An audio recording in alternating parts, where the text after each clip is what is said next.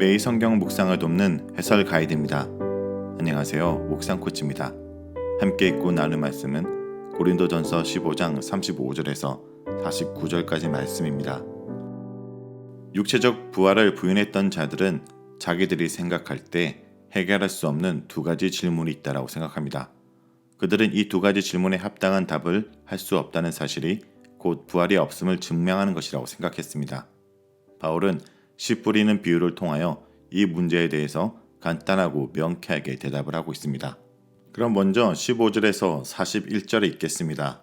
누가 묻기를 죽은 자들이 어떻게 다시 살아나며 어떠한 몸으로 오느냐 하리니 어리석은 자여 내가 뿌리는 씨가 죽지 않으면 살아나지 못하겠고 또 내가 뿌리는 것은 장래의 형체를 뿌리는 것이 아니요 다만 밀이나 다른 것의 알맹이 뿐이로되 하나님이 그 뜻대로 그에게 형체를 주시되 각 종자에게 그 형체를 주시느니라.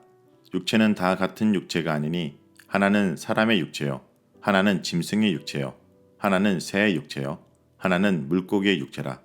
하늘에 속한 형체도 있고 땅에 속한 형체도 있으나 하늘에 속한 것의 영광이 따로 있고 땅에 속한 것의 영광이 따로 있으니 해의 영광이 다르고 달의 영광이 다르며 별의 영광도 다른데 별과 별의 영광이 다르도다. 35절에서 38절은 부활에 대한 씨의 비유입니다. 바울은 이제 부활을 부인하는 자들의 주장에 대해 직접 언급합니다.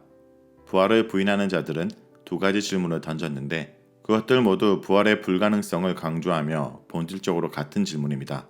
첫째, 죽은 자들이 어떻게 살아날 수 있겠느냐라는 질문은 어떻게 그것이 가능하냐는 말입니다. 둘째는 만약 부활한다면 어떤 몸으로 나타나겠냐라는 질문입니다. 시체가 땅 속에서 썩어 없어지는데 어떻게 다시 살아날 수 있겠냐는 것입니다.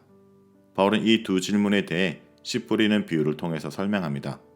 부활을 부인하는 자들도 농사를 짓는 자들이었습니다.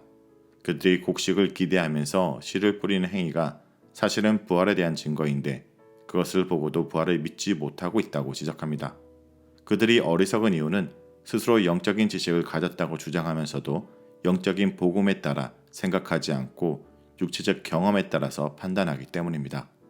영적인 지식을 자랑하면서도 그들의 사고는 불신자들과 별반 다를 것이 없으며 사실 부활을 가능케 하는 하나님을 믿지 않는 어리석은 자들이었던 것입니다. 죽은 자들이 다시 살아나는 것이 어떻게 가능한 일이냐고 반문하는 자들에게 바울은 일상에서 늘 하고 있는 씨 뿌린 일에 대해서 생각해 보라고 얘기합니다. 씨를 뿌리는 자들은 그 씨가 그대로 자라서 열매를 낼 것이라고 기대하지 않습니다. 그 씨는 썩어 없어지지만 그 대신 거기서 새로운 식물이 자란다는 것을 그들은 잘 알고 있습니다. 그러므로 뿌린 씨앗이 죽은 후에 새로운 생명으로 자란다는 것은 인간의 육체도 죽은 후에 새로운 생명으로 다시 살아날 것이라는 것을 보여주는 증거가 됩니다. 바울은 둘째 질문에 대해서도 답을 합니다. 부활한 몸은 어떤 것이 되겠냐는 질문입니다. 이 질문은 시체가 썩어 없어졌는데 같은 몸이 어떻게 다시 살아날 수 있겠냐는 것입니다. 바울은 부활의 몸은 죽은 육체와는 다른 더 영광스러운 몸으로 나타나게 될 것이라고 설명합니다. 이 설명도 씨의 비유를 통해 답하고 있습니다.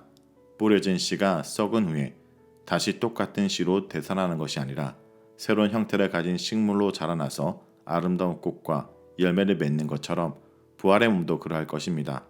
씨앗이 모두 비슷해도 그것이 썩은 후에 자라는 식물은 각기 다르듯 부활의 몸은 하나님께서 각자에게 주신 대로 될 것입니다.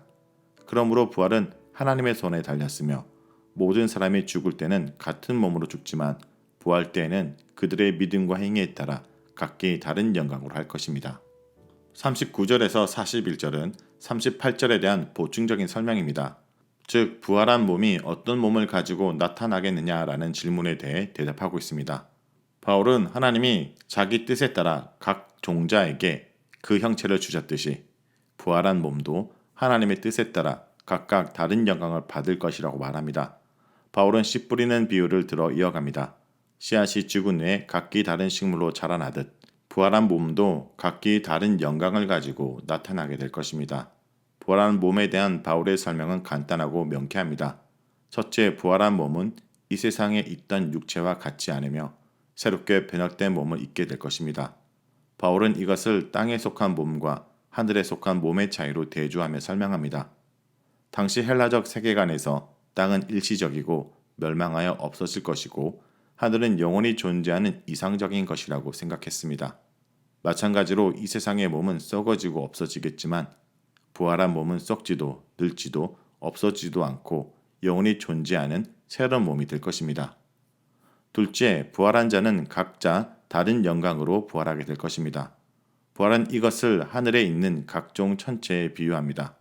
하늘의 해와 달과 별이 각각 다른 영광을 가지고 있듯이 부활한 몸도 하늘에 속한 것으로서 각기 다른 영광을 나타나게 될 것입니다. 부활을 부인하는 자들은 부활한 몸이 어떤 몸으로 나타날 것이라고 반문했지만 바울은 그들에게 획일적인 대답을 하지 않고 그것은 하나님께서 자신의 뜻에 따라 각자에게 정하신 대로 영광을 주실 거라고 말합니다. 바울의 대적자들은 부활한 몸을 구성하는 재료의 질에 대해서 질문했지만 바울은 부활한 몸의 영광에 대해 설명합니다. 바울은 몸이 이 세상의 육체와 다른 청상적인 몸으로 부활할 것에 대해 설명하면서 거기서 끝나지 않고 부활한 몸의 영광의 다양성에 대해서 설명하는데 이것은 너희가 각각 어떻게 씻느냐에 따라 각기 다른 영광으로 드러나게 될 것이라는 사실을 암시하는 것입니다. 즉 바울은 부활에 대해 질문하는 대적자들의 질문을 통하여 그들 각자가 지금 어떤 신앙의 씨앗으로 심고 있는지 되돌아보게 하는 기회로 삼고 있습니다. 다음은 42절에서 49절에 있겠습니다. 죽은 자의 부활도 그와 같으니 썩을 것으로 심고 썩지 아니할 것으로 다시 살아나며 욕된 것으로 심고 영광스러운 것으로 다시 살아나며 약한 것으로 심고 강한 것으로 다시 살아나며 육의 몸으로 심고 신령한 몸으로 다시 살아나니 육의 몸이 있은즉 또 영의 몸도 있느니라. 기록된 바 첫사람 아담은 생령이 되었다함과 같이 마지막 아담은 살려주는 영이 되었나니 그러나 먼저는 신령한 사람이 아니요 육의 사람이요 그 다음에 신령한 사람이니라. 첫사람은 땅에서 났으니 흙에 속한 자이거니와 둘째 사람은 하늘에서 나셨으니라. 무릇 흙에 속한 자들은 저 흙에 속한 자와 같고 무릇 하늘에 속한 자들은 저 하늘에 속한 이와 같으니 우리가 흙에 속한 자의 형상을 입은 것 같이 또한 하늘에 속한 이의 형상을 입으리라. 바울은 앞에서 부활에 대해 비유적으로 설명했던 것에 근거하여 이제 세상적인 육체와 부활한 몸이 어떻게 서로 다른지 대조하며 설명합니다. 네 종류의 대조적인 표현이 등장합니다. 첫째, 썩을 것과 썩지 않을 것의 대조를 통하여 부활한 몸은 영원히 죽지 않을 새로운 몸이 될 것이라고 설명합니다. 둘째, 욕된 것과 영광된 것의 대조는 부활한 몸이 얼마나 영광스러운 것으로 드러날 것인지 강조합니다. 셋째, 약한 것과 강한 것의 대조를 통하여 능력은 부활한 몸에 속한 것이라고 설명합니다. 고린도 교회의 신령한 자들은 스스로 강한 자라고 자랑했습니다. 그러나 아이러니하게도 부활을 믿지 않는 그들은 약한 것에 속한 자입니다.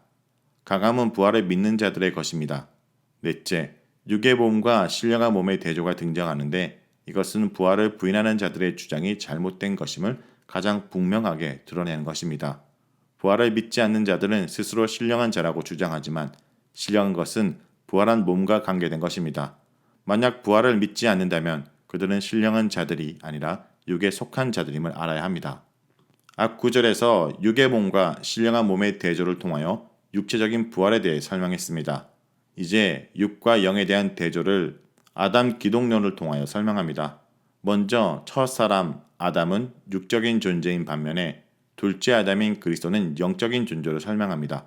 아담은 우리를 육적인 존재로 태어나게 했지만 그리스도는 우리를 영적인 존재로 살려주신다는 뜻입니다. 그러므로 모든 인간은 먼저 육적인 존재로 태어났지만 오직 그리스도 안에서 비로소 영적인 존재로 부활하게 되는 것입니다. 첫사람인 아담은 땅에서 나왔지만 마지막 아담인 그리스도는 하늘에서 내려와 성육신하는 분입니다.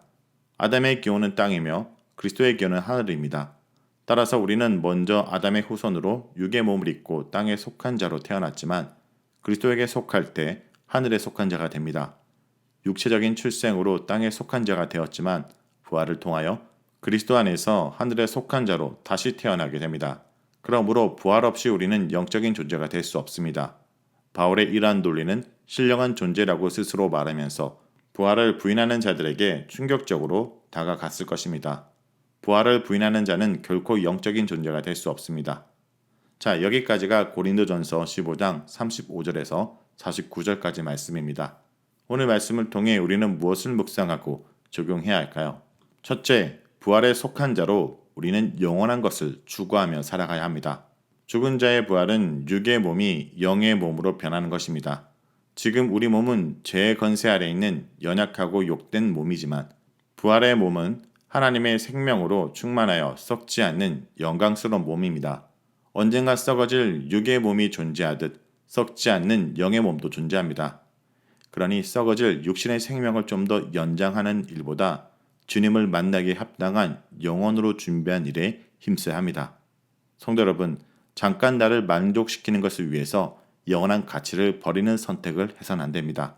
오늘도 이 땅이 아닌 저 하늘에 속한 자로서 죽음 아래 있는 자가 아니라 부활한 자로서 영원한 것을 추구하며 살아가길 원합니다. 둘째, 부활의 약속을 붙들고 이 땅의 고난을 이겨내길 원합니다. 모든 사람은 흙으로 빚어진 흙에 속한 자입니다. 주를 믿는 성도 역시 흙에 속한 자지만 이제 그리스도 안에서 거듭난 새로운 피조물이기에 하늘에 속한 자가 되었습니다. 더 이상 사망의 창시자인 첫사람 아담이 아니라 생명과 부활의 창시자인 마지막 아담 그리스도께 속한 사람입니다. 이 육신의 장막이 무너지면 하나님께서 죽지 않고 썩지 않을 부활의 몸을 입혀 주실 것입니다. 성도 여러분, 오늘도 육신을 벗고 싶을 만큼 힘겨운 삶의 연속이십니까?